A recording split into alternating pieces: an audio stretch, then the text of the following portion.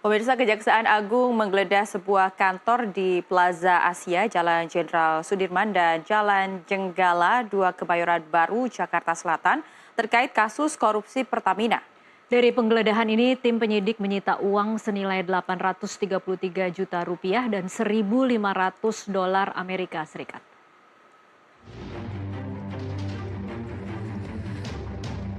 Kejaksaan Agung melakukan penggeledahan terkait kasus korupsi yang terjadi di Pertamina.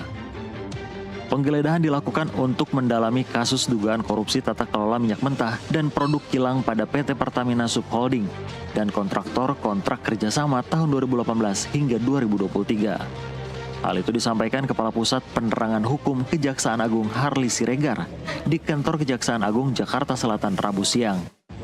Harli mengatakan dari hasil penggeledahan, penyidik menemukan 34 kontainer berisi dokumen perusahaan impor minyak mentah, 88 bundel dokumen terkait korupsi, uang tunai 833 juta rupiah, dan 1.500 dolar Amerika Serikat serta 2 perangkat CPU. Harli menjelaskan bahwa kasus ini terjadi pada 2018 hingga 2023, di mana penyidik menemukan adanya ketidaksesuaian harga bahan bakar dalam kontrak dengan produk yang diterima. Pertama terkait dengan penggeledahan di Jalan Jenggala, ya, kami memaknai ini rumah yang dijadikan sebagai kantor, ya. Nah, itu penyidik menemukan 34 kontainer, ya, yang tentu di dalamnya ada berbagai dokumen yang terkait dengan korporasi atau perusahaan-perusahaan yang berkaitan dengan kegiatan import dari minyak mentah ini dan termasuk shipping di dalamnya, ya.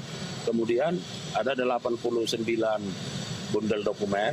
Nah, ini juga sedang dipelajari terkait dengan aktivitas dari dugaan tindak pidana korupsi ini. Dan uang tunai ada 833 juta, ya, dalam bentuk rupiah dan dalam bentuk USD itu 1.500. Dan juga ada 2 CPU. Sebelumnya Kejaksaan Agung telah menetapkan 7 orang saksi dalam perkara minyak mentah Pertamina Niaga. Penggeledahan pun dilakukan di kantor dan rumah milik Riza Khalid yang statusnya masih menjadi saksi.